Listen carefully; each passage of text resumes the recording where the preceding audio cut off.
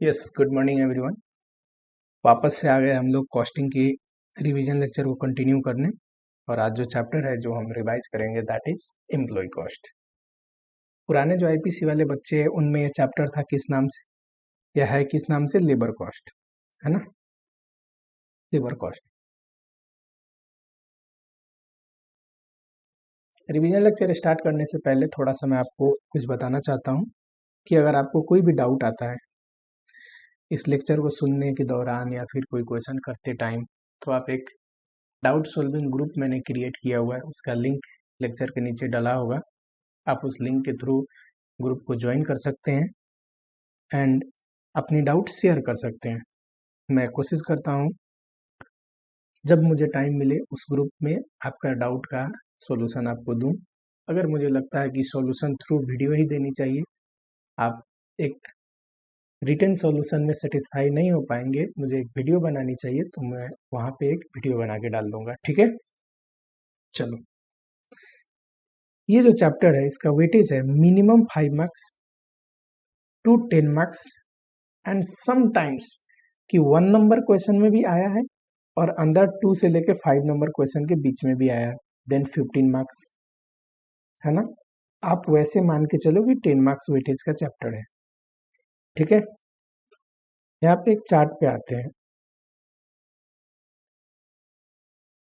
ये रहा, देखो एम्प्लॉय कॉस्ट ऑलमोस्ट सब अटेम्प्ट में आया हुआ चैप्टर है न्यू कोर्स वाले बच्चों के लिए। अभी जो जैन 21 में हुआ था यहाँ पे भी आया है, इसमें भी आया है। इसमें देखो 4 का ए, बी और सी दोनों में आया है, यानी कि एक थ्योरी क्वेश्चन था और एक प्रैक्टिकल क्वेश्चन था। यहाँ भी आया है, यहाँ भी आया है 5 मार्क्स का, 5 मार्क्स का। एंड जो फर्स्ट अटेम्प्ट था वहाँ 2 क्वेश्चन थे, 3 में भी था, 1 में भी था, यानी कि हर एक अटेम्प्ट में एक क्वेश्चन आता है। This belong to a category chapter कि आपको करने ही करने हैं, यहाँ से क्वेश्चन आता है तो आपको करना चाहिए। और बहुत ही चैप्टर छोटा है, वेटेज वाइज अच्छा चैप्टर है, हमेशा आएगा, लगभग 10 मार्क्स का आएगा, 5 मार्क्स का तो आता ही आता है। और कंटेंट वाइज बहुत ही छोटा चैप्टर है, आपको एकदम यूं हो जाएगा। चलो, ये जो मैंने अपना नोट्स दिया है, this note is complete for theory question as well as practical question. इस नोट को अगर आप देखोगे तो प्रैक्टिकल क्वेश्चन भी इससे बन जाएगा। 2-3 पेज का जो नोट होते हैं, किसी में 4 पेज होगा मैक्सिमम, प्लस जो उस चैप्टर से आने वाली थ्योरी क्वेश्चन है वो भी कवर्ड है। अगर आप नोट पढ़ने के बाद थ्योरी क्वेश्चन को देखो, पास्ट ईयर में इस चैप्टर से क्या थ्योरी आया है, 100% आपको कवर्ड मिलेगा। इसीलिए मैं टॉपिक में जो प्रैक्टिकल, अभी हम प्रैक्टिकल पढ़ रहे हैं, तो प्रैक्टिकल वाले जो पोर्शन है मैं हाईलाइट कर देता हूँ कि इस पे प्रैक्टिकल है, इस पे थ्योरी है। फॉर एग्जाम्पल यहाँ पे आ जाओ,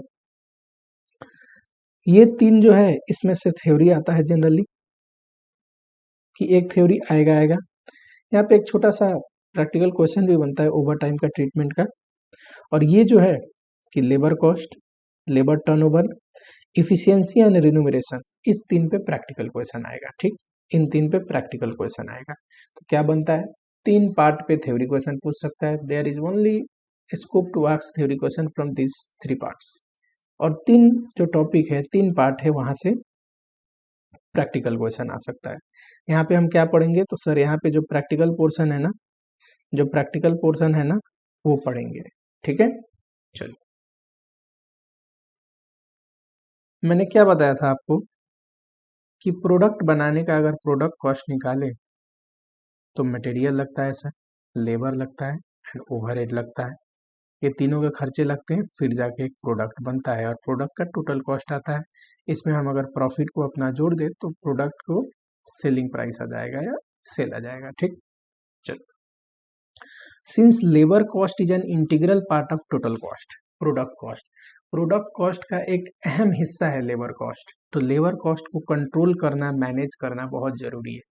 हम कोशिश करेंगे कि लेबर कॉस्ट पे मैक्सिमम आउटपुट, मैक्सिमम इफिशियंसी हम जनरेट करें, है कि नहीं। और लेबर कॉस्ट को अगर हम कंट्रोल कर पाए, रिड्यूस कर पाए, तो टोटल कॉस्ट भी रिड्यूस हो जाएगा एंड हम रिड्यूस सेम प्रॉफिट मेंटेन करते हुए रिड्यूस सेलिंग प्राइस पे बेच के कॉम्पिटिटिव एडवांटेज गेन कर सकते हैं, है कि नहीं।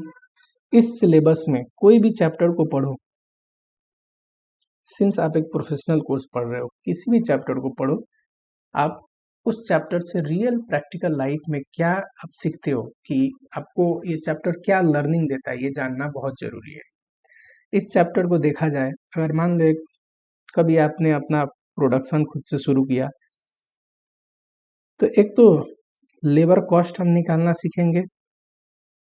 लेबर कॉस्ट मतलब पर आवर लेबर का कितना कॉस्ट आता है, या पर इनपुट पर आउटपुट। इससे क्या होगा, तभी तो आप प्रोडक्ट पे चार्ज करोगे लेबर कॉस्ट को, कि आप जो प्रोडक्ट बना रहे हो उस पर लेबर का खर्चा कितना लगा, आपको मालूम भी तो होना चाहिए लेबर का खर्चा कितना है पर आवर या पर आउटपुट।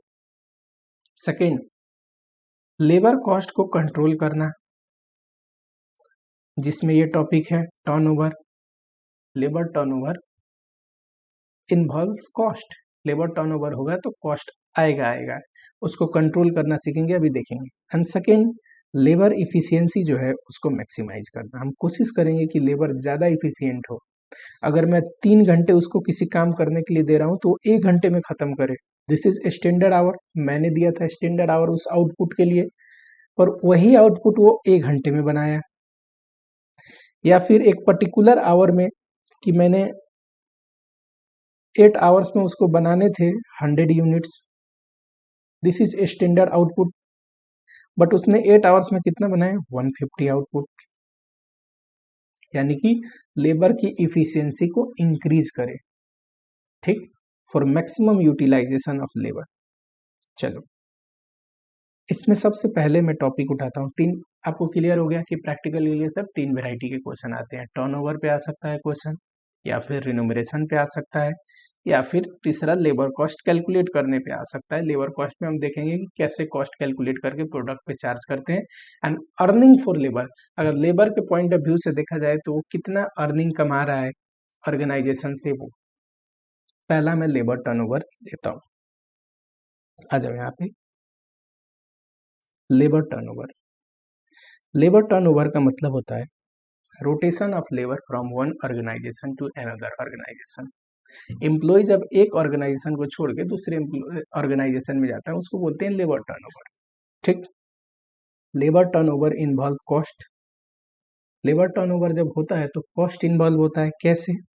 एक तो देखो, शॉर्ट रन में भी आपको नुकसान है, लॉन्ग रन में भी नुकसान है।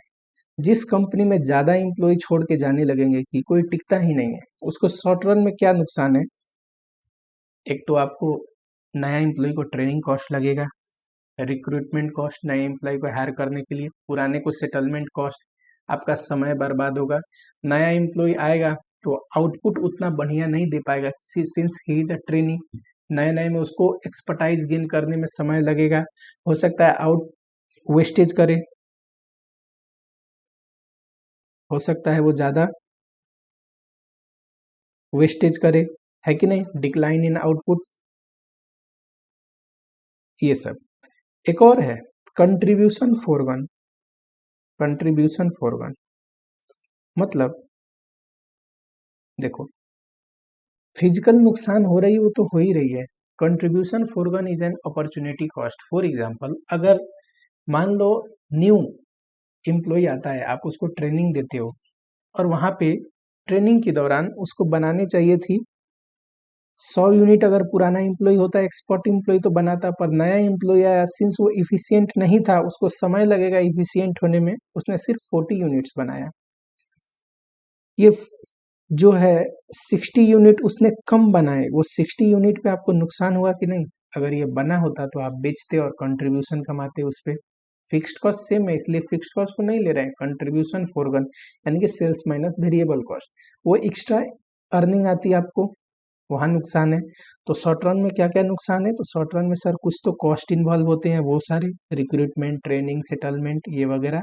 और कंट्रीब्यूशन फॉरगॉन की आउटपुट कम बना, उसकी वजह से भी नुकसान हो गया। लॉन्ग रन में क्या नुकसान है? देखो, जिस भी ऑर्गेनाइजेशन में लोग टिकते नहीं है, लेबर टर्नओवर ज़्यादा है, वहाँ पे कोई ज्वाइन भी नहीं करता है स्पेशली, उसकी जो रेपुटेशन है, लोग क्या बोलते हैं कि इस ऑर्गेनाइजेशन में शायद वर्किंग एनवायरनमेंट सही नहीं है, या बाई एनी रीजन कि लोग यहाँ पे काम करना नहीं चाहते, तो इसलिए आपको लॉस ऑफ गुडविल या रेपुटेशन, है कि नहीं? तो लेबर टर्नओवर से दोनों नुकसान है। ठीक, हमें जो प्रैक्टिकल पॉइंट ऑफ व्यू से पढ़ना है वो पढ़ना है मेथड ऑफ लेबर टर्नओवर। वैसे इसमें से एक थ्योरी क्वेश्चन आता है कॉजेज, लेबर टर्नओवर क्यों होता है? पर्सनल रीजन हो सकता है लेबर का इसलिए छोड़ के गया है, अवॉइडेबल अनअवॉइडेबल अवॉइडेबल। अवॉइडेबल मतलब वो रीजन जो ऑर्गेनाइजेशन के पार्ट पे दिक्कत है लेकिन उसको ठीक किया जा सकता है, it can be avoided. Unavoidable मतलब वो दिक्कत जिसको अवॉइड नहीं किया जा सकता। ठीक, ये दिक्कत रहेगा रहेगा। चलो ये तो थ्योरी लेक्चर में देख लेंगे, हम स्पेशली देखते हैं यहाँ पे मेथड। मेथड में पहला है रिप्लेसमेंट, दूसरा separation and third one is flux method. होता क्या है, मान लो 80 एम्प्लॉयज थे या लेबर थे, ये छोड़ के गए, इसमें से 50 ऐसे थे जिनके बदले नए लोग आए भी। 30 छोड़ के टोटल 80 छोड़ के गए, एम्प्लॉय लेफ्ट। एम्प्लॉय कितने लेफ्ट हो गए? 80। लेकिन 50 ऐसे थे जिनके बदले कोई नया एम्प्लॉय आया। ठीक, तो यहाँ पे 80 जो टोटल लेफ्ट है ना, लेफ्ट है ना, इसको बोलते हैं 80 जो टोटल लेफ्ट है ना, इसको बोलते हैं सेपरेशन। सेपरेशन का मतलब टोटल कितने एम्प्लॉय ऑर्गेनाइजेशन से सेपरेट होकर चले गए, टोटल जितने भी एम्प्लॉय चले गए। अब भले वो खुद से रिजाइन करके गया हो या हमने डिस्कार्ड कर दिया हो, हमने निकाला हो, इससे कोई फर्क नहीं पड़ता, हमें सिर्फ देखना है टोटल कितने लोग गए, दैट इज सेपरेशन। ये जो 80 गए तो कुछ लोगों के बदले कुछ नए लोग आए, इसको बोलते हैं रिप्लेसमेंट। रिप्लेसमेंट मतलब वो लोग जो किसी के बदले आए हैं, इसको बोलते हैं रिप्लेसमेंट। दो चीज याद रखोगे। थर्ड वन है एक वर्ड और ये आपको याद रखना है, एसेशन। एसेशन का मतलब टोटल इनकमिंग लोग, मोबाइल फोन वाली इनकमिंग नहीं है, मैं शॉर्टकट में लिख रहा हूं कितने इनकमिंग एम्प्लॉय आए। ठीक है, एसेशन का मतलब ऑर्गेनाइजेशन में कितने लोग आए, एसेशन टोटल इनकमिंग। चलो इसके भी दो हिस्से हो सकते हैं ना, एक तो रिप्लेसमेंट वाले लोग है ना, ये भी तो आए थे ना। मान लो टोटल ऑर्गेनाइजेशन में पता है 90 लोग आए इनवर्ड, अब 90 में से 50 तो वो थे को रिप्लेसमेंट की वजह से आए थे, और 40 कौन से होंगे, 40 नए लोग होंगे, plus new joining. New joining किसका, न्यू ज्वाइनिंग कब करता है लोग सब, हम ऑर्गेनाइजेशन में जनरली क्या होता है, जब ऑर्गेनाइजेशन एक्सपांड करता है, नया प्रोजेक्ट कर लिया, नया कोई ब्रांच खोल लिया, तो हमें न्यू ज्वाइनिंग भी, सिर्फ रिप्लेसमेंट वाले लोग नहीं कि कोई गए हैं तो उनके बदले लेके आना है, नए ज्वाइनिंग भी, नया रिक्रूटमेंट भी करना पड़ता है। ठीक, तो फॉर्मूला क्या बना, समझ गए आप लोग? एक बार याद दिला दूं, देखो रिप्लेसमेंट का फॉर्मूला है number of replacement divide by average number of employ into 100। Average number of employ क्या, जिस भी पीरियड का देख रहे हैं, मान लो 4 मंथ का देख रहे हैं तो टोटल 4 मंथ का रिप्लेसमेंट लेना है, 4 मंथ का average number of employ. Average मतलब स्टार्टिंग ऑफ पीरियड कितने थे, एंड ऑफ पीरियड कितने थे, डिवाइड बाई 2। एवरेज मतलब ओपनिंग एम्प्लॉय कितने थे, क्लोजिंग टाइम में एम्प्लॉय कितने थे, डिवाइड बाई 2, है कि नहीं। कितने भी पीरियड का निकाल सकते हैं, 6 महीने का निकाल के बताओ, 4 महीने का, 1 साल का, बस यही लेना है, जितने जो पीरियड लेते हैं उस पीरियड में total replacement divide by total average number of employ. Separation का formula simple, number of worker separated divide by average into 100। Separation क्या होता है, तो सेपरेशन में टोटल लोग कितने गए, कुछ रिप्लेसमेंट वाले कि गए उनके बदले आए भी, और कुछ अदर लेफ्ट। हमारे केस में क्या था, ये अगर 80 है तो याद करो 50 रिप्लेसमेंट था, 30 other left. Other left word में यूज इसलिए कर रहा हूं कि आपको क्लियर हो जाए कि कुछ रिप्लेसमेंट वाले लोग जो आए हैं ना, उनके बदले भी तो गए थे रिप्लेसमेंट, और कुछ अदर लेफ्ट। वैसे ही फ्लक्स मेथड का फॉर्मूला है number of separation plus number of accession. Separation आप समझ रहे हो, yes. Accession, accession total incoming, कितने लोग टोटल आए। इसको मैंने ऐसे ही बताया था कि आए वाले लोग को दो हिस्सों में बांट सकते हैं, एक तो रिप्लेसमेंट वाले लोग कि सेपरेशन में कुछ लोग गए थे ना, उनके बदले आए हैं, तो गए भी है उतने आए भी हैं। रिप्लेसमेंट प्लस न्यू ज्वाइनिंग, कुछ लोग अलग भी न्यू ज्वाइनिंग की वजह से आ सकते हैं, जनरली एक्सपांशन की वजह से हमें न्यू रिक्रूटमेंट करनी पड़ती है। ठीक, चलो लेबर एट एंड, मतलब एक पीरियड दिया है आपको, या बिगिनिंग में एम्प्लॉय कितना है दिया है, अब पूछ रहा है एंड में एम्प्लॉय कितना है बताइए। सिंपल, बिगिनिंग का एम्प्लॉय ले लो, है ना, बिगिनिंग का एम्प्लॉय ले लो, तो तरीका है। Total accession minus total separation. Accession मतलब टोटल कितने आए उसमें से टोटल कितने गए घटा दोगे तो आ जाएगा एम्प्लॉय एट एंड। या फिर एक और तरीके से निकाल सकते हैं कि सर बिगिनिंग का एम्प्लॉय ले लो, न्यू अपॉइंटमेंट अदर लेफ्ट, बस कर दो, न्यू अपॉइंटमेंट को जोड़ दो, अदर लेफ्ट घटा दो। क्यों सर, वो जो रिप्लेसमेंट से तो कोई फर्क पड़ा नहीं होगा, इसी फॉर्मूले को ब्रेक करोगे ना। एसेशन क्या होता है, न्यू अपॉइंटमेंट प्लस रिप्लेसमेंट, इस सेपरेशन क्या होता है, इसी फार्मूले को ब्रेक करोगे, बिगनिंग प्लस एसेशन का फार्मूला क्या होता है, replacement plus new joining. Separation का क्या होता है, माइनस में है ना रिप्लेसमेंट अदर लेफ्ट, ये रिप्लेसमेंट रिप्लेसमेंट कट जाएगा, क्या बनेगा, बिगनिंग वाले plus new joining minus other left, है कि नहीं। ऐसे भी तो कर सकते हैं कि सर रिप्लेसमेंट वाले लोग से तो फर्क ही नहीं पड़ा होगा, उतने ही गए उतने ही आए, तो सिर्फ नया वाला कितने आए वो ले लो, नया वाला कितने गए वो ले लो। ठीक, चलो समझ में आया सारे टर्मिनोलॉजी। क्वेश्चन देखें। अच्छा एक और बात बताओ, मान लो कि 4 महीने का डेटा था और आपसे रिप्लेसमेंट निकलवाया, आपने किया 5% आया। 4 मंथ का डेटा था कि 4 महीने का, बोलेगा एनुअलाइज बताइए। अब इस ये 4 महीने का डेटा था, तो ये रिप्लेसमेंट 4 महीने का आया होगा कि नहीं, 4 मंथ का, क्योंकि यहाँ भी 4 मंथ का रिप्लेसमेंट 4 मंथ का एवरेज इंटू 100 करे हो। अब 4 मंथ का अगर 5% है, इरेजर थोड़ा छोटा कर देते हैं मिस्टेक से। 4 मंथ का अगर 5% है तो एनुअलाइज इक्विवेलेंट पूछेगा, तो इक्विवेलेंट एनुअलाइज पूछेगा, तो सर 5% अगर 4 मंथ का है तो 12 मंथ का कितना है, टोटल एनुअलाइज कर देना है कि साल का टोटल रिप्लेसमेंट कितना होगा। ठीक है, चलो क्वेश्चन दिखाऊंगा यस इस पे। वेरी सुन थोड़ा सा और चैप्टर कवर्ड हो जाएगा। मैं थोड़ा ब्रेक इसलिए भी देता हूँ आप लोगों को कि रिवीजन लेक्चर देखने के बाद आप क्वेश्चन बनाओ उसको साथ में, क्योंकि देखो और भी सब्जेक्ट आपको पढ़ने होते होंगे। अगर मैं फटाफट रिवाइज करवा दूं तो उससे कोई फ्रूटफुल नहीं होगा, क्योंकि रिवीजन होने के बाद क्वेश्चन बनाना बहुत जरूरी है। ठीक है, पर मैं कोशिश करूंगा कि जल्दी जल्दी डाल दूं कि आपको ज्यादा गैप ना हो। कहाँ पे है, क्वेश्चन पे आ जाते हैं।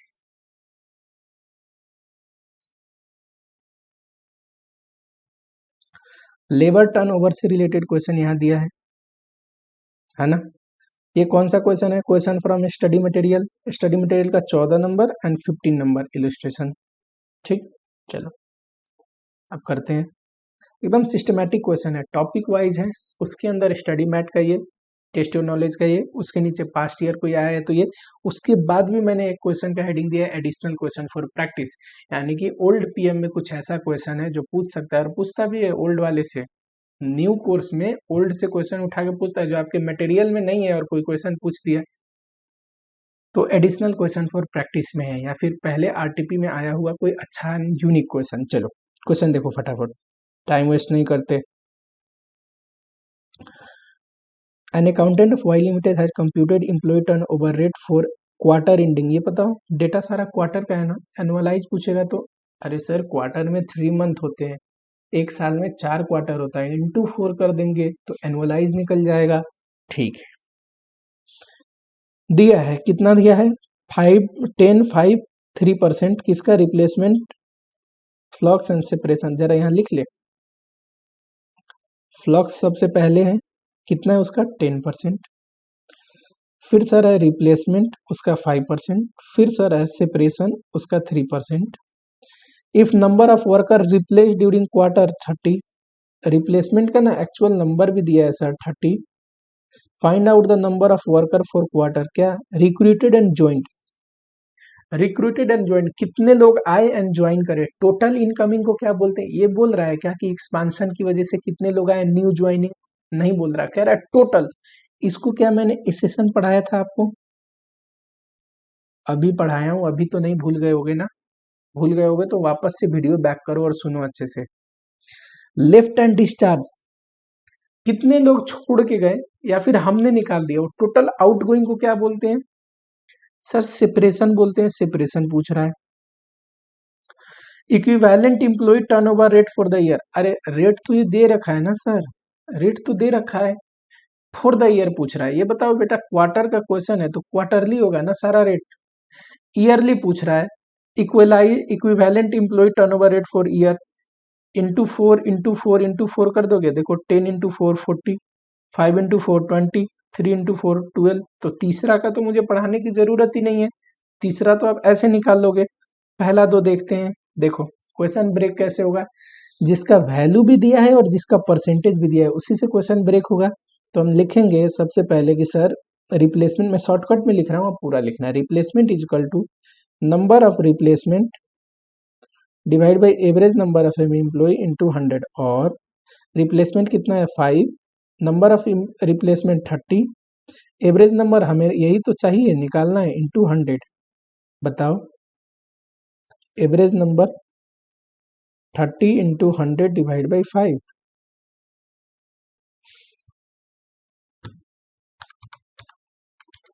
600 आना चाहिए divide by 5। 30 into 100 divide by 5, 600।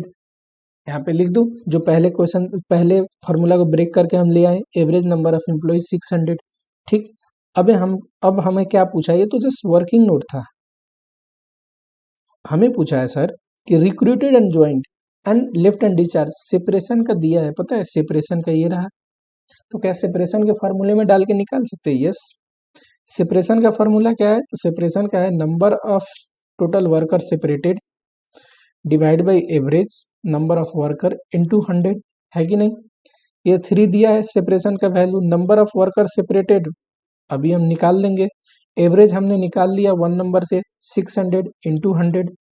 जरा बताओ तो नंबर ऑफ, ये 18 आना चाहिए, 6 3 जा 18, 100 एंड डिवाइड कर दोगे 100 से, तो नंबर ऑफ सेपरेशन कितना आएगा 18। क्या यही है बी का आंसर 18? यस 18। लेफ्ट एंड डिस्चार्जेज का मतलब है सेपरेशन पूछ रहा है, कितने लोग छोड़ के गए। थर्ड में पूछ रहा है एसेशन, बताओ कौन से फॉर्मूले में एसेशन आता है? सर फ्लक्स के फॉर्मूले में एसेशन आता है। सर फ्लक्स के फॉर्मूले में एसेशन आता है। फ्लक्स के फॉर्मूले में accession plus separation divide by average number of employ into 100। आप पूरा लिखना, मैं शॉर्टकट में लिख रहा हूँ, ठीक है। फ्लक्स 10 दिया है, एसेशन हमें निकालना है, सेपरेशन हमने निकाल लिया है 18 divide by average number of employ into 100। ठीक, सॉरी एवरेज तो हमें पता चल गया है ना, इसको अमाउंट डाल दो इस पे 600। करो एसेशन कैसे निकलेगा, ये इसमें इंटू हो जाएगा 600 इंटू 10 डिवाइड में 100, तो ये 60 आ जाएगा, माइनस 18 ये 42 आ जाएगा। 42 एसेशन है, एसेशन को ही बोलते हैं कितने लोग आए रिक्रूटेड एंड ज्वाइन, तो 42। ठीक है, चलो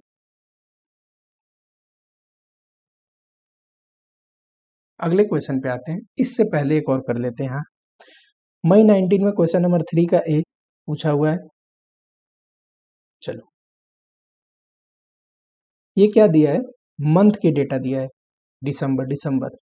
ठीक है, ओपनिंग में दे दिया है और क्लोजिंग में भी एम्प्लॉय का नंबर दे दिया है। एवरेज कैसे निकलता है, opening employ plus closing number of employ divide by 2 करोगे 1000 आ जाएगा, करेक्ट।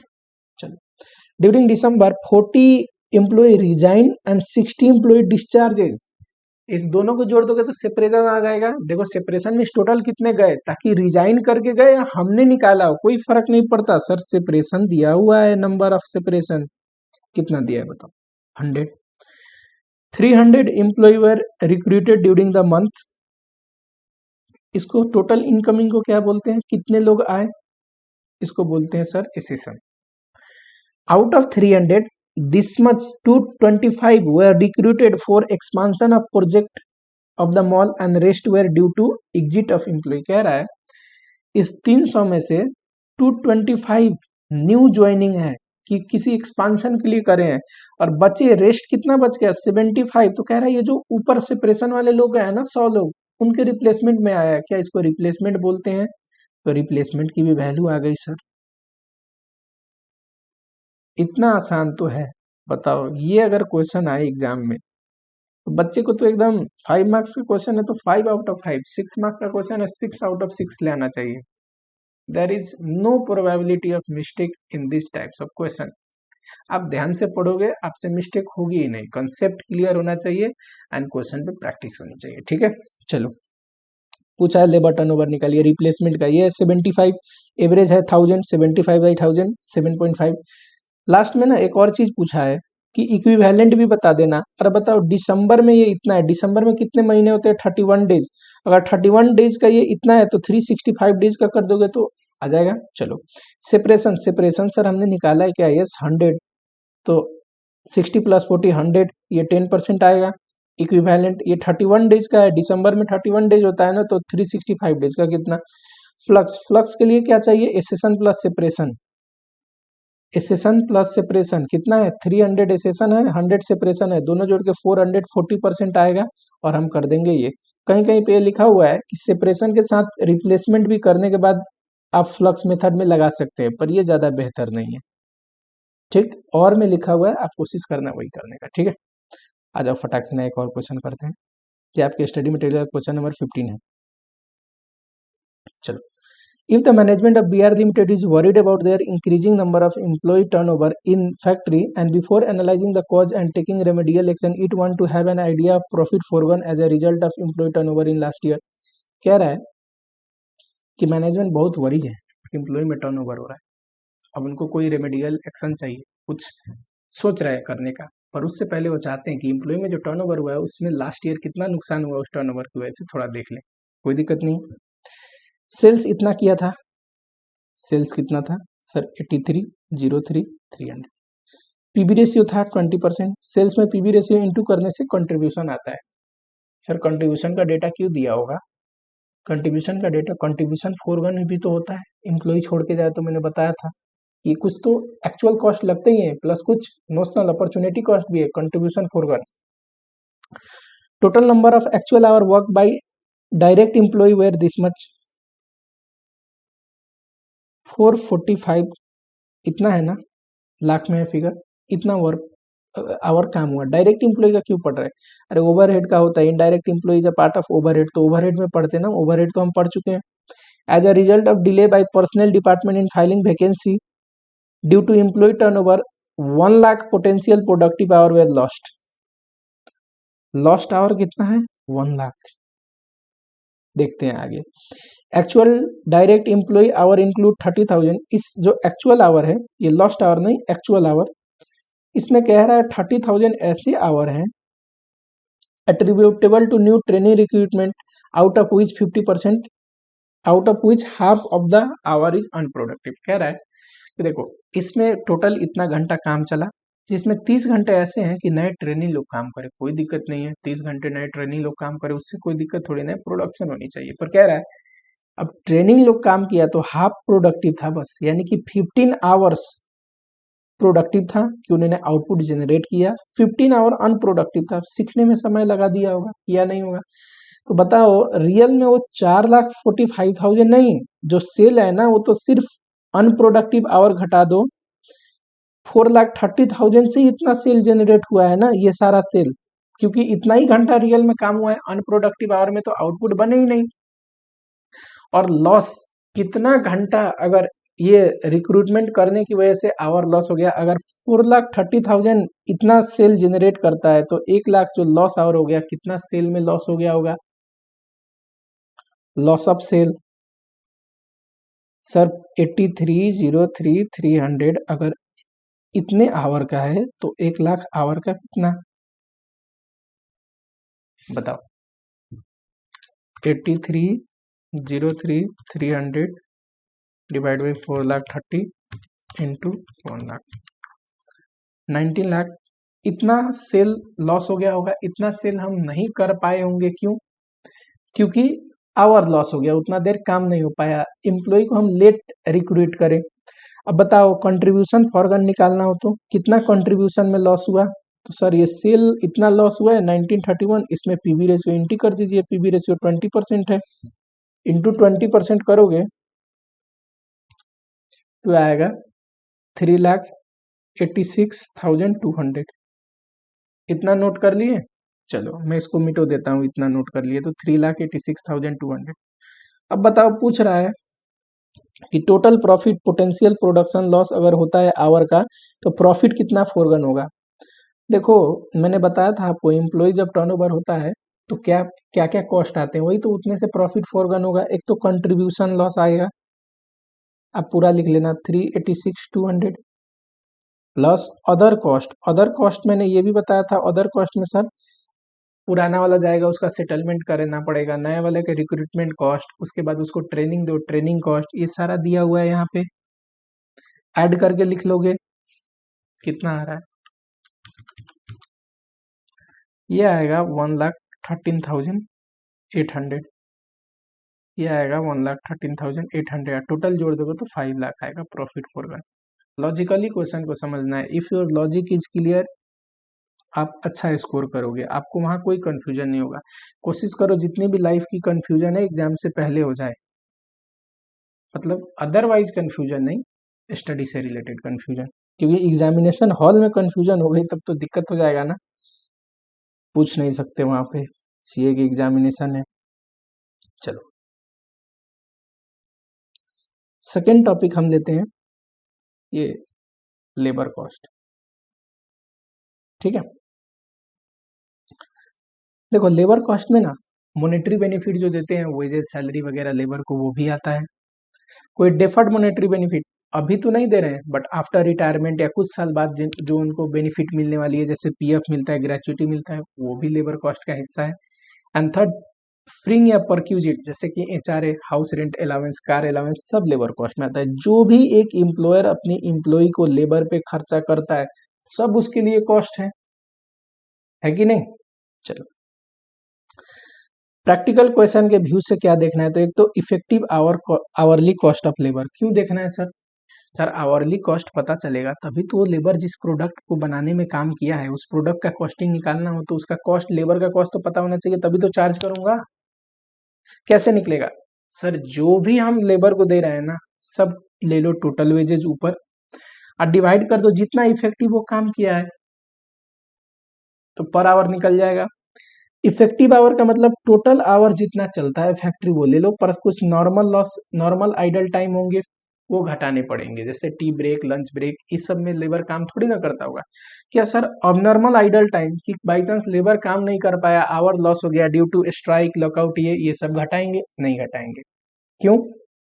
क्योंकि वो हम चार्ज नहीं कर सकते प्रोडक्ट पे, वो हम कॉस्टिंग पीएल में भेजते हैं। ठीक है, एक और बात बताओ सर, क्या ये जो इम्प्लॉय हॉलीडे पे है वो यहाँ पे घटाएंगे टोटल आवर में से, क्योंकि हॉलीडे पे भी तो वो काम नहीं किया होगा। अगर इस टोटल आवर में हॉलीडे कंसीडर नहीं किया गया है, कि हॉलीडे का टाइम नहीं घटाया है, तो आप घटाओगे हॉलीडे। मशीन आवर में भी बताया था ये चीज कि एम्प्लॉय हॉलीडे पे है तो मशीन आवर में से वो समय घटेगा, भले ही विथ पे हो विदाउट पे हो, कोई दिक्कत नहीं है। ठीक, क्योंकि जितना दिन वो हॉलीडे पे वो मशीन थोड़ी ना चला होगा, वैसे ही जितना दिन हॉलीडे पे एम्प्लॉय काम किया नहीं होगा, हॉलीडे घटाएंगे।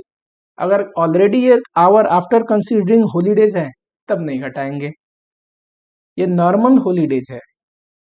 मैंने बोला ना, स्ट्राइक, लॉकआउट, इन सब की वजह से अगर एम्प्लॉय काम नहीं किया तो वो नहीं डिडक्ट करते। चलो टोटल वेजेज कैसे निकालेंगे, जो भी एक एम्प्लॉयर एम्प्लॉय को देता है, all is the part of total wages. एक तो देखो ग्रोस वेजेज, जैसे कि बेसिक, डीए प्लस और भी कोई बेनिफिट दिया, अलाउंस, परक्यूजिट, एनीथिंग, बोनस वगैरह सब, प्लस ये तो दे ही रहा है employer contribution, employer contribution to PF, ESI वगैरह में अगर इम्प्लॉयर कंट्रीब्यूट करता है एम्प्लॉय के बिहाफ पे, आपको पता होगा इम्प्लॉय भी कुछ परसेंट कंट्रीब्यूट करता है, इक्वल अमाउंट इम्प्लॉयर भी, तो इम्प्लॉयर के लिए तो वो भी खर्चा है, इम्प्लॉय के लिए कर रहा है, तो वो भी जोड़ देंगे तो आ जाएगा टोटल वेजेज।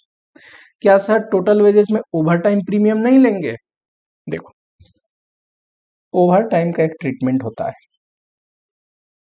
क्या हम पढ़ेंगे सर ओवर टाइम का treatment? Yes, treatment of over time, पर ये मैं थ्योरी टाइम में पढ़ा दूंगा आपको, थ्योरी लेक्चर में मैंने कवर किया इसको। ओवर टाइम जनरली क्या होता है कि अगर पर्टिकुलर जॉब से रिलेटेड है तो उसी जॉब पे चार्ज करते हैं, यहाँ हम पर आवर एम्प्लॉय निकाल रहे हैं इस सेंस में कि वो एम्प्लॉय जिस जिस जॉब पे काम किया है उस पर चार्ज कर पाए। अगर टोटल वेजेज में ओवर टाइम ले लोगे तब तो उसका वेज रेट ही बढ़ जाएगा और सारे गुड्स पे चार्ज हो जाएगा। बट जिस गुड्स को, जिस पर्टिकुलर जॉब को बनाने के लिए वो काम किया, मान लो पर्टिकुलर एक ऑर्डर आया, उस पर सिर्फ ओवर टाइम किया, तो हमें पूरी की पूरी ओवर टाइम का कॉस्ट उस पर चार्ज करना चाहिए। सब पे चार्ज नहीं करना चाहिए, इसीलिए लिखा है कि पर्टिकुलर जॉब से रिलेटेड है तो पर्टिकुलर जॉब पे चार्ज कर देना चाहिए। जनरली ऐसे ही क्वेश्चन आपको आएगा। अगर over time regular company policy है कि कंपनी का रेगुलर रेगुलर कंपनी पॉलिसी कि कंपनी का प्रोडक्शन कैपेसिटी कम है, एक रेगुलर पॉलिसी है कंपनी की कि ओवर टाइम वो करते ही करते हैं और उसको चार्ज करते हैं, तब आप वेजेज में चार्ज कर सकते हैं over time if it is a regular company policy. नहीं तो जनरली पर्टिकुलर जॉब से रिलेटेड है, पर्टिकुलर जॉब में ले लेते हैं। ठीक, ये देखो अर्निंग ऑफ एम्प्लॉय निकालना हो तो अब एम्प्लॉय पॉइंट ऑफ व्यू से सोचना है। अभी कॉस्ट तो एम्प्लॉयर के लिए था, अर्निंग एम्प्लॉय के लिए। तो देखो एम्प्लॉय को जो जो मिल रहा है एम्प्लॉयर से सब उसकी अर्निंग है। फॉर एग्जांपल ग्रोस वेजेस जिसमें क्या था, बेसिक भी था, डीए भी था, और भी कोई बोनस वगैरह बेनिफिट वगैरह मिलता है अदर, वो सारे प्लस ओवर टाइम। इसमें तो ओवर टाइम लेंगे ना क्योंकि ये तो अर्निंग है, ओवर टाइम वो कमाया है लेस। अगर इम्प्लॉई कंट्रीब्यूट करता है, अगर इम्प्लॉई को भी तो कंट्रीब्यूट करना पड़ता है पीएफ ईएसआई वगैरह में, तो वो तो पैसा उसको मिलेगा नहीं, कट जाएगा, तो आ जाएगा अर्निंग।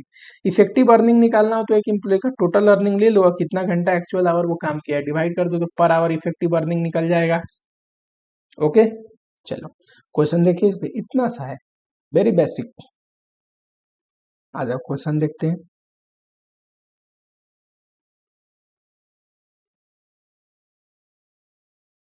देखो अब labour cost and it's allocation करके मैंने क्वेश्चन दिया है।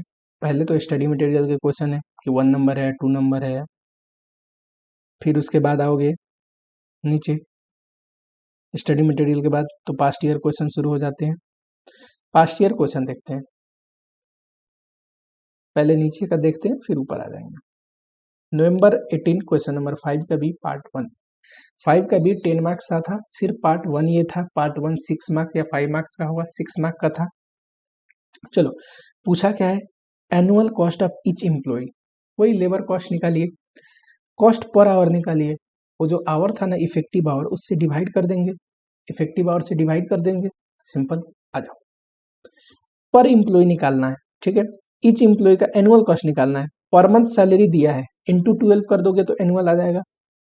ये रहा बोनस 25% ऑफ सैलरी है, 25% लगा दोगे, ये रहा 25% of salary. Employer contribution to ESI वगैरह, देखो इम्प्लॉयर कंट्रीब्यूशन करता है वो भी इम्प्लॉयर, अभी हमने पढ़ा था ना टोटल वेजेज में लेगा, उसके लिए तो वो भी कॉस्ट है, इम्प्लॉयर कंट्रीब्यूशन ले लिया। अगला है इम्प्लॉय वेलफेयर फंड में एनुअल इतना जाता है, पर ये तो टोटल इम्प्लॉय के लिए होगा ना, पर इम्प्लॉय के लिए तो नहीं होगा। Total employ number of employ कितने हैं 75, 175, 175 से कर दिया तो आ गया, ये आ गया annual cost of 1 employ per annum. ठीक, दूसरे में पूछा है कि दूसरे में पूछा था कि कॉस्ट पर आवर निकालिए, ये कैसे निकलता है, टोटल वेजेज जो कि एनुअल कॉस्ट जिसको हम बोल रहे हैं ये निकाल चुके हैं 1 नंबर में, divide by effective hour. Sir effective hour कैसे निकलता है, अभी तो मैंने पढ़ा है, टोटल आवर्स में से नॉर्मल जो आइडल टाइम होते हैं वो घटा देंगे। क्या सर हॉलीडे भी घटाएंगे, अगर घटा होगा नहीं घटाएंगे, नहीं घटा होगा तो घटा देंगे, ठीक है देख लेंगे क्वेश्चन में। चलो वर्किंग आवर पर एनम कितना है, this much days this much hour, total कितना हो जाएगा बताओ, 3 से 10 इंटू 8 2480 लिखा है। अब नॉर्मल आइडल टाइम ये क्या घटाएंगे, नहीं सर 2480 में से नॉर्मल सिर्फ घटाते हैं, अब नॉर्मल नहीं, नॉर्मल आइडल टाइम 70 ये तो घटाएंगे बिल्कुल। Total leave permitted during the year 30, बताओ 30 डेज काम नहीं किया होगा, 8 के हिसाब से करोगे तो 30 इंटू 8 कितना आएगा सर, 30 इंटू 8 240 आएगा। वैसे तो घटाते हैं, पर क्या ये जो डेज दिया है आफ्टर कंसीडरिंग लीव है कि नहीं, यहाँ पे कंसेप्ट है। तो यहाँ पे आप एजम्पशन ले सकते हो, इंस्टीट्यूट ने दोनों एजम्पशन में किया है कि मान लेते हैं कि ये डेज जो है लीव को कंसीडर कर लिया, तब घटाने की जरूरत नहीं। सेकेंड में एजम्पशन लिया है कि ये डेज विदाउट कंसीडरिंग, अभी लीव घटा नहीं है, तब घटाएगा 240। यहाँ देखो टोटल आवर्स में से पहले इन्होंने माना कि लीव घटा नहीं है तो लीव घटा दिया, फिर अब नॉर्मल आइडल टाइम घटा दिया, जो भी आया टोटल वेजेज को जो ऊपर निकाल रखा है ये रहा, उसको डिवाइड कर दिया, आ गया। अगले में लिखा है कि अगर हम लीव को मानते हैं कि ऑलरेडी घटा हुआ है तो सिर्फ नॉर्मल आइडल टाइम घटाओगे और इससे डिवाइड कर दोगे। ठीक, सिंपल है, ये तो एजम्पशन की बात है। आ जाओ यहाँ पे फ्लोइंग, वो ओवर टाइम वाला जो कंसेप्ट था ना, इसमें क्लियर हो जाएगा। Following are the particular of two worker, एक वर्कर आर है, एक यस है।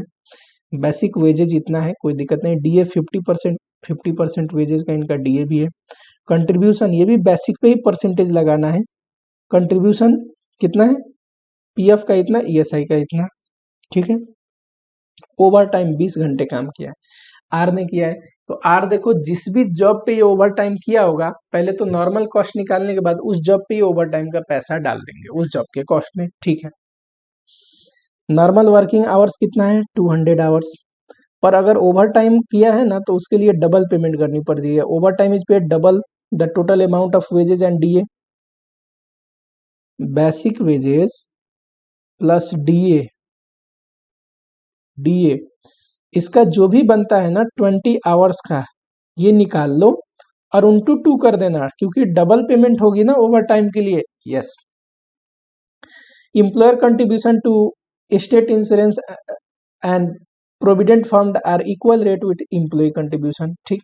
एम्प्लॉयर भी इतना परसेंट कंट्रीब्यूट करता है तो कॉस्ट में वो भी आएगा। पहले देखो पूछा क्या है, कैलकुलेट ऑर्डिनरी वेज रेट पर एम्प्लॉय ऑफ दिस मंथ। इसमें इंस्टीट्यूट को ये निकालने की जरूरत नहीं, अर्निंग वाला पोर्शन कि एम्प्लॉय के पॉइंट ऑफ व्यू से वो कितना कमाता है। क्यों पूछा क्या है, ऑर्डिनरी वेज रेट, ठीक है, कोई दिक्कत नहीं। बेसिक प्लस डीए, बेसिक था इसका कितना था, 15,000, और डीए 50% जोड़ देगा 7,500, तो बेसिक प्लस डीए आ जाएगा, ओके। उसके बाद क्या है, एम्प्लॉयर कंट्रीब्यूशन है सर। एम्प्लॉयर कंट्रीब्यूशन क्या है, पीएफ ईएसआई, वो दोनों जोड़ दोगे। ऑलरेडी इंस्टीट्यूट ने यहाँ पे निकाल रखा है ना, अब जब निकालोगे 7.5% है, सॉरी एक 7% है, दूसरा 2% है, 9%। 9% किसका लगाना है, बेसिक का। 15,000 का 9% कितना आएगा बताओ, 1350। 1350 इसमें भी जोड़ दोगे, टोटल वेजेज आ जाएगा। आवर से डिवाइड करना है, कौन से आवर से डिवाइड करना है, तो सर दिया है टोटल आवर 200, तो आ जाएगा पर। सेकेंड में क्या पूछा है, allocate the worker cost to each job ABC. ABC पे वो उनका कॉस्ट बांट दीजिए, कोई दिक्कत नहीं है। एबीसी मैंने उठाया, ठीक है। वर्कर जो आर है उसका नॉर्मल वेजेस कितना है, तो 28, ये रहा ना 28,850। एबीसी पे कैसे बांटेंगे, जितना घंटा काम किया होगा 75% इस पे किया है, 10 इस पे, 15 इस पे, उसी रेशियो में बांट देंगे, ठीक। अभी ओवर टाइम का बताऊंगा, 2 सेकेंड रुको। यस, तो उसका भी उसी रेशियो में बांट देंगे जिस रेशियो में काम किया होगा, ठीक है। ओवर टाइम देखो, ओवर टाइम किस पे बांटा है सर, ओवर टाइम सिर्फ इसको, ओवर टाइम ने ओवर टाइम को सिर्फ ए पे बांटा है। क्यों बांटा है, क्योंकि ओवर टाइम के लिए कुछ बोला है। Overtime was done on job A, जिस जॉब पे ओवर टाइम किया है उसी जॉब के खर्चे में डाल दोगे, तो उसमें डाला है ए में। निकाला कैसे है, तो देखो यहाँ पे देखो, बेसिक प्लस डीए ले लो। किसने किया है ये, आर ने ना। बेसिक कितना है 15,000, डीए है 7,500, 22,500 हो गया। 200 घंटों का है तो 20 आवर्स ओवर टाइम किया है, 20 आवर्स का कितना ये आ जाएगा, 20 आवर्स का वेजेस। लेकिन ओवर टाइम में तो डबल रेट से पे करना है, इंटू 2 करोगे ऑटोमेटिक आ जाएगा 4,500, ठीक। डाल दिया है, ठीक। आ गया। अर्निंग पूछा होता है, ये पूछा नहीं है कि नेट अर्निंग कितना है, तो अर्निंग कैसे निकलता है, जो भी इम्प्लॉय को मिला, basic plus DA, basic plus DA जोड़ दिया। सर ओवर टाइम भी तो मिला होगा, ओवर टाइम भी लो जोड़ दिया। सर एम्प्लॉय कंट्रीब्यूट भी तो किया होगा ईएफ पीएफआई वगैरह में, तो वो घटता है। फॉर्मेट याद करो जो मैंने अभी पढ़ाया, वो घटा दिया, दोनों आ गया नेट अर्निंग। पर ये पूछा नहीं था, सजेस्टेड आंसर में दिया है, इसकी जरूरत नहीं है। 2 चीज पूछे, 2 चीज बनाइए। चलो ठीक है, आसान है। थर्ड जो प्रैक्टिकल कंसेप्ट है वो उठाते हैं। थर्ड है इफिशियंसी एंड रिन्यूमरेशन। छोटा है ये भी। लेबर की इफिशियंसी निकालने की 2 तरीका है। आवर अनुसार निकालोगे तो standard our divide by actual hour into 100। कैसे, मान लो किसी को हमने 20 घंटा दिया था काम करने के लिए, ये स्टैंडर्ड आवर है जो हमने प्रोवाइड किया, और उसी काम को वो 10 घंटे में कर दिया, तो यानी कि वो कितना इफिशियंट है, 200%, 200% इफिशियंट है। तभी तो आधे ही काम समय में काम कर दिया। ये कैसे निकलेगा, 20 डिवाइड बाई 10 इंटू 100, ऑटोमेटिक आ जाएगा 200% इफिशियंसी। आवर नीचे क्यों है, क्योंकि जितना कम आवर में काम करेगा उतना ही ज्यादा इफिशियंसी। पर आउटपुट अनुसार भी निकाल सकते हो, actual output divide by standard output into 100। Example को अब चेंज करते हैं। मान लो किसी एम्प्लॉय को मैंने बोला तुमको 8 घंटे में 100 यूनिट बनाने हैं, 8 घंटा वर्किंग टाइम है, और वो 8 घंटे में ना 300 यूनिट बनाया, 3 गुना ज्यादा बना दिया, 102 टाइम्स एक्स्ट्रा बनाया, मतलब 200 यूनिट ज्यादा बना दिया। 100 यूनिट ही वो बनाता तो 100% इफिशियंसी होती, उसको जितना स्टैंडर्ड दिया उतना बनाया। 200 यूनिट बनाया तो 200%, 300 बनाया 300%, जितना ज्यादा आउटपुट बनाएगा उतना इफिशियंसी बढ़ेगी, तो आउटपुट ऊपर लेना पड़ेगा। 300 डिवाइड बाई 100 इंटू 100, ये कितना आएगा 300%। ठीक, आउटपुट के अनुसार एक्चुअल आउटपुट ऊपर लेना है, और आवर अनुसार आवर कम लेने पे इफिशियंसी बढ़ती है, तो आवर एक्चुअल नीचे लेना है। ठीक है, चलो इफिशियंसी समझ में आई आपको, ये रहा, टिक कर दो लेबर इफिशियंसी। अब रिन्यूमरेशन पे आप, रिन्यूमरेशन में देखो, एक तो है टाइम रेट कि जितना घंटा काम कर रहा है, एक पर आवर रेट है, इनटू करके दे दो पैसे, ऐसे भी रिन्यूमरेशन दे सकते हैं। Actual rate into actual hour into actual rate, जो भी पर आवर रेट है। ये differential, guaranteed, high wages plan, ये ध्यान देने की जरूरत नहीं, ये सब नहीं है आपके कोर्स में। Simple time rate. Payment by result, उसमें आता है पीस रेट। पीस रेट मतलब जितना यूनिट बना रहा है पर यूनिट कितना रेट है, कि पर यूनिट आउटपुट में इतना दूंगा, वो कर लो। एक्चुअल आउटपुट को पर यूनिट जो रेट है, कि एक पर यूनिट जो रेट है उससे इंटू कर दो। या फिर एक होता है पीस रेट और गारंटेड वेजेस, कि पीस रेट से पैसा निकाल दो उस एम्प्लॉय का, और गारंटेड वेजेस की एक गारंटेड अमाउंट है, जो भी उनमें से हायर होगा वो उसको मिलेगा। ठीक है, अभी तक हमने सिर्फ दो पढ़ा है सर। पहला तो टाइम रेट, दूसरा result means piece rate. Piece rate और गारंटेड वेजेस भी एक कॉम्बिनेशन दे सकता है। थर्ड है इंसेंटिव स्कीम। कई बार क्या होता है कि हमें लेबर की इफिशियंसी बढ़ाने के लिए इंसेंटिव देना पड़ता है ना, तब जाके लेबर ज्यादा इफिशियंसी में काम करते हैं। इंसेंटिव देना कोई बुरी बात नहीं है। फॉर एग्जाम्पल, मान लो किसी 10,000 में एम्प्लॉय को देता हूँ, और वो मेरे लिए काम करता है डेली 8 आवर्स समथिंग, और जो भी रेवेन्यू जनरेट करता हो, मान लो 1 लाख की रेवेन्यू जनरेट करता है अपनी मेहनत से। ठीक, फॉर एग्जाम्पल, अगर मैं 1,000 उसको एक्स्ट्रा देता हूँ इंसेंटिव, और वो खुश होकर इतना काम करता है कि मुझे 50,000 एक्स्ट्रा कमाई होती है। अब बताओ, सिर्फ 1,000 उसको देने से 50,000 मुझे एक्स्ट्रा अर्निंग होती है, तो ये 1,000 देना अच्छी बात है ना। तो वही है इंसेंटिव स्कीम। लेबर को मोटिवेटेड रखने के लिए, डेडिकेटेड रखने के लिए हमें कई बार इंसेंटिव स्कीम लानी पड़ती है, इंसेंटिव देना पड़ता है, बोनस वगैरह देना पड़ता है। फिर लेबर एकदम मोटिवेटेड होते हैं, जोश से काम करते हैं, और ऐसे काम करते हैं जैसे उनका खुद का ऑर्गेनाइजेशन हो। ऑर्गेनाइजेशन के बारे में बाहर में अच्छी अच्छी बातें भी बोलते हैं। आप लोग भी तो बोलोगे बाद में, जब सीए फॉर्म में जाओगे तो, अच्छा वर्किंग एनवायरनमेंट मिलेगा तो, वैसे ही। चलो, पर आपको बोनस वगैरह नहीं मिलता। आ जाओ, प्रीमियम बोनस, इसमें सिर्फ दो है, पहले बहुत सारे हुआ करते थे, कुछ तो मैंने 2-3 डिलीट कर दिया है। पहले बहुत सारे हुआ करते थे, फिर इंस्टीट्यूट ने बोला कि सिर्फ आपको हॉल से और रोवन पढ़ना है, चाहे नए वाले बच्चे हो पुराने वाले बच्चे हो। ठीक, लेकिन कभी कभी इंस्टीट्यूट कोई और एक बार, अभी पास्ट ईयर क्वेश्चन करेंगे कि इमर्सन से भी एक 5 पॉइंट पूछा था, उसमें से एक पॉइंट था इमर्सन के अनुसार निकाल के बताओ। तो नॉलेज के लिए देख लोगे तो कोई दिक्कत वाली बात नहीं है, यहाँ पे तो मैंने नोट्स में दिया ही है, टेलीग्राम पे डाल दूंगा। वरना जनरली हॉल से और रोवन का ही क्वेश्चन आएगा, वही एक बार आया था जिसमें एक पॉइंट इमर्सन का भी दिया हुआ था। देखो, हल से कहता है ना कि किसी भी एम्प्लॉय को कितना पेमेंट करना है लेबर को, सर उसका वेजेस तो देना ही है टाइम रेट अनुसार। कैसे टाइम रेट अनुसार? एक्चुअल कितना घंटा काम किया और रेट क्या है वो दे दो, प्लस आपको कुछ बोनस देना है। बोनस कितना देना है? तो जो भी टाइम वो सेव कर रहा है ना, उससे रेट लगा दो। इतना सेविंग किया अमाउंट में, 50% आप रख लो, 50% उसको दे दो, है कि नहीं? 50% आप रख लो, 50% उसको दे दो। फॉर एग्जाम्पल, मान लो एक एम्प्लॉय है, इसको स्टैंडर्ड आवर मैंने दिया था 10 आवर्स, पर ये एक्चुअल आवर पता है 8 घंटे में ही काम खत्म कर दिया। 2 घंटे इसने टाइम सेव किया, इसका जो रेट है, रेट वो है 5 रुपीज, 5 रुपया पर आवर के हिसाब से पेमेंट करता हूँ, तो वेजेज कैसे निकलेगा?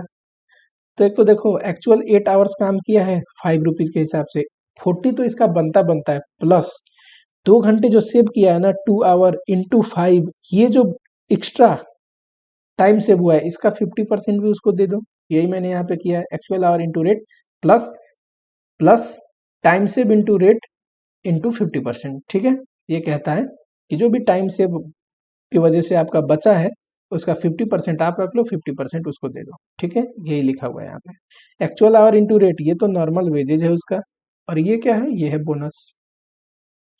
Time save into rate 50%। Hall, ये हॉल से का था। रोहन क्या कहता है, तो रोहन कहता है नॉर्मल वेजेस तो दो जो देना है, एक्चुअल आवर इंटू रेट जो उसका बनता है, प्लस जो भी उसका वेजेज है ना उसको इस रेशियो में दे दो, time save into standard our, कि जितना आपने स्टैंडर्ड आवर दिया था उसके कितना प्रोपोर्शन, कितना परसेंटेज उसने टाइम सेव किया, उतना उसको अर्निंग में भी एक्स्ट्रा एज अ बोनस दे दो। तो actual rate into actual hour into rate into time save divide by standard our. ठीक है, और जो है जेंट टैक्स बोनस इमर्सन, ये थोड़ा सा क्या है, अब ये देखो आउटपुट के अनुसार, अगर स्टैंडर्ड आउटपुट से कम किया है तो टाइम रेट दे दो, स्टैंडर्ड आउटपुट जितना किया है तो 20% ऑफ टाइम रेट दे दो, स्टैंडर्ड आउटपुट से ज्यादा किया है, ये एट स्टैंडर्ड आउटपुट जितना एक्चुअल आउटपुट बनाया है, तो आप क्या करो, 120% of peace rate, 120% of peace rate कैसे निकलता है, एक्चुअल कितना पीस बनाया आउटपुट इंटू रेट पर आउटपुट कितना है वो। ठीक है, जरूरत नहीं है, मैं बार बार बोल रहा हूँ, ये नहीं पूछेगा, एक बार पूछ दिया था, चलो इमर्सन का कम से कम देख लेते हैं, जो पूछा था कि सेम क्वेश्चन रिपीट करे तो आपको कम से कम ध्यान में होना चाहिए। ठीक है, इफिशियंसी निकाल लो बोलता है, इफिशियंसी कैसे निकलता है sir, standard our divide by actual hour into 100, या आउटपुट दिया हो तो कैसे निकलेगा, actual output divide by standard output into 100। अभी बताया इफिशियंसी का, ऊपर फॉर्मूला भी लिखा है। इफिशियंसी अगर इस रेंज में आता है, बिलो इतना तो टाइम रेट दो, इतने से इतना तो टाइम रेट में 10% और एक्स्ट्रा बोनस दे दो, 90 to 100 तो टाइम रेट तो दो ही, 20% एक्स्ट्रा दे दो, जो भी अमाउंट आएगा टाइम रेट के अनुसार एक्चुअल आवर इंटू रेट, उसमें 20% और ऐड कर दो, और एबव 100% इफिशियंसी आ रही है, तो देखो 100 के लिए तो 120 दे ही रहे थे, 120 मतलब नॉर्मल वेजेस प्लस 20%, जो भी एक्स्ट्रा आ रहा है 100 से, जो भी 1% for every increase in every 1% increase above 100, 100 से जो भी एक्स्ट्रा, मान लो 1 से 5% इफिशियंसी आया तो 120 तो दो ही, प्लस 120 तो दो ही, प्लस 100 से जितना एक्स्ट्रा है, कितना एक्स्ट्रा इफिशियंसी 5, तो 5% और दे दो, तो कितना आएगा 125%, किसका, टाइम रेट का। टाइम रेट कैसे निकलता है, actual hour into rate per hour. ठीक है, चलो क्वेश्चन देखे थोड़ा।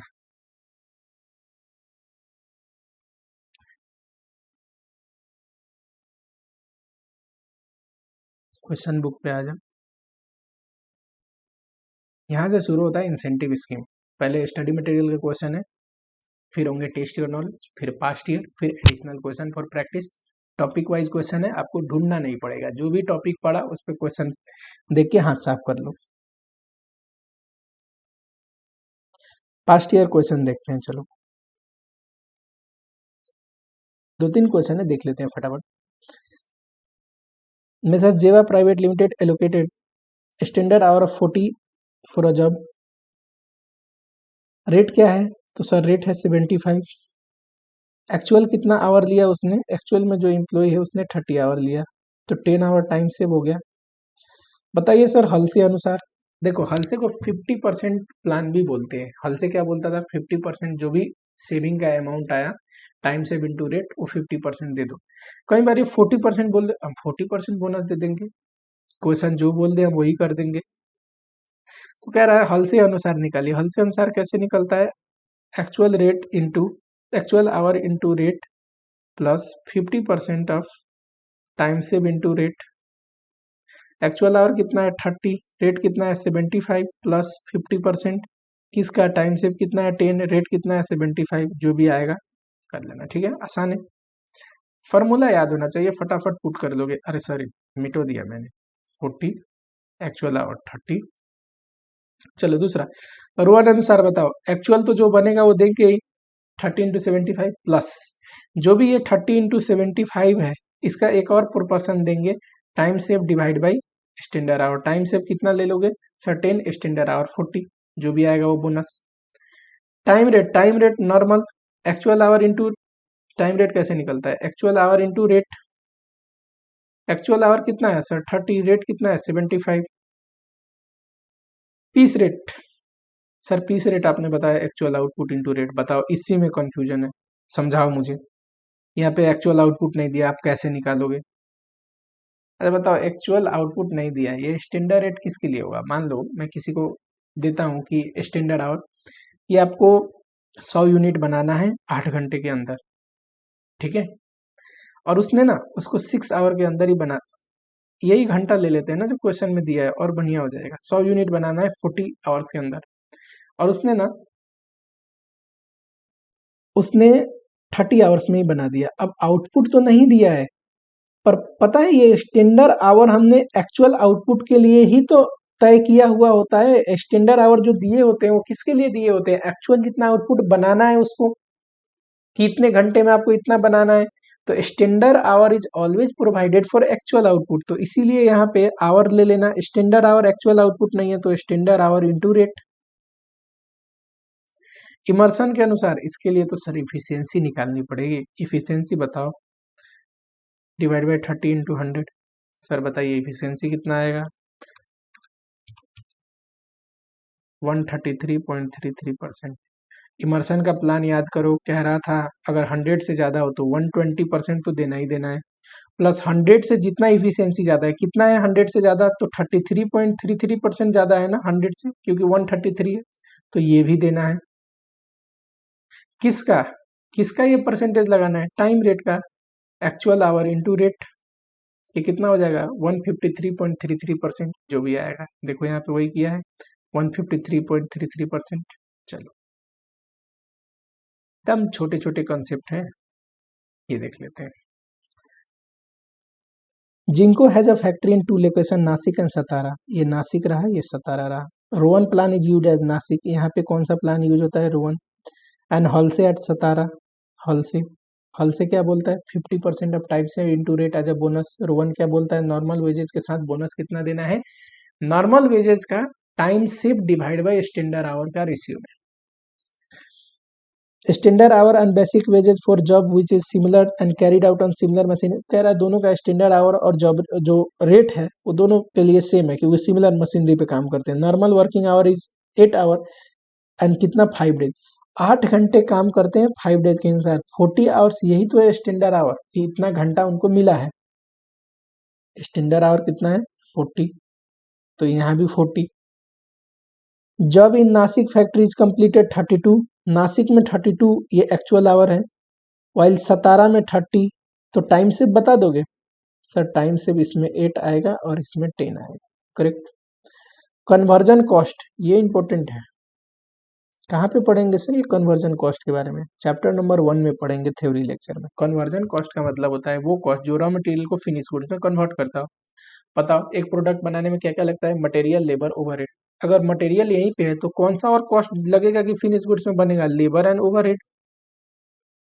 मैं कुछ भी ऐसा नहीं बता रहा जो आपको पता ना हो, है कि नहीं, इतना आसान तो है। लेबर एंड ओवरहेड, यानी कि लेबर एंड ओवरहेड खर्चा जोड़ के इतना इतना दिया है दोनों का, इसका दिया है 5408 और इसका दिया है 4950। पूछा क्या है, नॉर्मल वेज रेट, हमें नहीं मालूम वेज रेट, एक्स लेट कर लेंगे, टोटल वेजेस निकाल देंगे, ओवरहेड प्लस वेजेस जोड़ देंगे तो कन्वर्जन कॉस्ट आता है, इक्वेशन सोल्व कर देंगे, ठीक है। ओवरहेड रेट दिया है, ओवरहेड रेट दिया है 25, पता है ओवरहेड का रेट एक्चुअल आवर में इंटू करोगे तो रिकवर्ड आता है, यही तो है एक्चुअल खर्चा, है ना। ओवरहेड रेट दिया है 25, यहाँ पे ओवरहेड कितना आएगा सर, 25 इंटू एक्चुअल आवर 32 है, इस पे सर 25 इंटू एक्चुअल आवर 30 है कि नहीं। तो हमने मान लिया कि एक्स ये आया, टाइम से लगाओ, यहाँ पे नासिक में कैसे वेजेस निकलेगा, actual hour into rate, actual hour into rate X है, plus 50% of time save into rate, क्योंकि यहाँ पे तो सॉरी रोवन है ना, तो रो वन में कौन सा प्लान यूज होता है? तो रो वन में प्लान यूज होता है, ये जो 32 है इसको किस रेशियो में देना है? तो 8/40 time shift divide by standard our. ठीक है, तो ये लेबर आ गया, labour plus overhead, labour plus overhead देखोगे इसको इनटू करके कितना आएगा? इतना ही आएगा, आप कर लेना, इक्वल टू कन्वर्जन कॉस्ट। ये पहला इक्वेशन बना। वैसे ही 17 में देखो वेजेस निकाल लोगे कौन से प्लान के अनुसार? तो सर प्लान है उसमें हल से में क्या होता है? Actual hour into rate plus time से इंटू रेट का 50%, ये आ गया wages. Wages plus overhead is equal to conversion cost, ये भी सेकंड इक्वेशन हो गया। किसी भी एक इक्वेशन को दूसरे इक्वेशन में रख दो, इसमें से x का वैल्यू निकाल के इसमें रख दो या इसमें से इसमें रख दो, आराम से निकल जाएगा x का वैल्यू आया। ये यही है जो पहला क्वेश्चन पूछा है। दूसरे में कन्वर्जन कॉस्ट बताइए बाइफरकेट करके, कोई दिक्कत नहीं, कन्वर्जन कॉस्ट में लेबर है एंड ओवरहेड, लेबर और ओवरहेड जोड़ के कन्वर्जन कॉस्ट आना चाहिए। ये तो हमें दिया हुआ है, बस बाइफरकेट करना है। ओवरहेड भी हमने निकाल लिया था, डाल दिया, बस लेबर ही तो। नासिक में लेबर कितना है? नासिक में देखो ये आया ना 34x टोटल, 34 इंटू एक्स का वैल्यू 120 करोगे आ जाएगा, और दोनों जोड़ के कन्वर्जन कॉस्ट के बराबर आनी चाहिए। ठीक, चलो इतना था लेबर में। अब बढ़िया से पढ़ो, इतना ही है chapter. Only 3 types of question, कि 3 टॉपिक से क्वेश्चन पूछेगा। हाँ, थोड़ा बहुत वेराइटी अलग हो सकता है, मैंने कोशिश किया सब वेराइटी का पास्ट ईयर का 2-2 3 क्वेश्चन करा दूं। ठीक है, अभी आप पढ़ रहे हो, एग्जामिनेशन बहुत पास आ गया है, आपको पूरी डेडिकेशन से पढ़ना है। ठीक, अगर आप कोशिश करोगे एकदम 100% रिजल्ट आएगा। 99% भी नहीं बोल रहा मैं, 100% रिजल्ट आएगा। कोई भी दुविधा है, समस्या है, सब टेम्प्रोरी है। एक इंसान के सक्सेस के रास्ते में कोई ऐसी समस्या नहीं आ सकती। शास्त्रों में लिखा है कि साधन कठिन न मन कर टेका, यानी कि जो भी रिसोर्सेज की कठिनाई है ना साधन की, सब टेम्प्रोरी है। अगर तुम्हारी मन की डिटर्मिनेशन में तुमने ठान लिया कि तुम्हें ये चीज करनी है, तो किसी भी चीज की कमी तुमको नहीं रोक पाएगी, चाहे वो फाइनेंशियल प्रॉब्लम हो, फैमिली प्रॉब्लम हो, एनी प्रॉब्लम हो। इवन इंसान की फिजिकल डिजेबिलिटी उसके रास्ते का कांटा नहीं बन सकता। ऐसा बिल्कुल पॉसिबल है। आपने एग्जाम्पल सुना होगा कि किसी के पास पैर नहीं है, माउंटेन उन्होंने क्लाइंब किया है कि नहीं? तो किसी भी इंसान के पास अगर स्रोत साधन की कमी है तो सब टेम्प्रोरी है। अगर तुमने मन में डिटरमाइन कर लिया है तो एक दिन उस स्रोत साधन की कमी से भी तुमको कोई नहीं फर्क पड़ेगा, तुम आगे जाओगे और अपनी मंजिल पे पहुंचोगे। ठीक है, चलो पढ़ाई करो, अच्छे से पढ़ाई करो। मैं अच्छी अच्छी वीडियो डालते रहूंगा आपको स्टडी से रिलेटेड, और भी मुझे जो भी लगेगा कि आपको जानना चाहिए उससे रिलेटेड। ठीक है, चलो।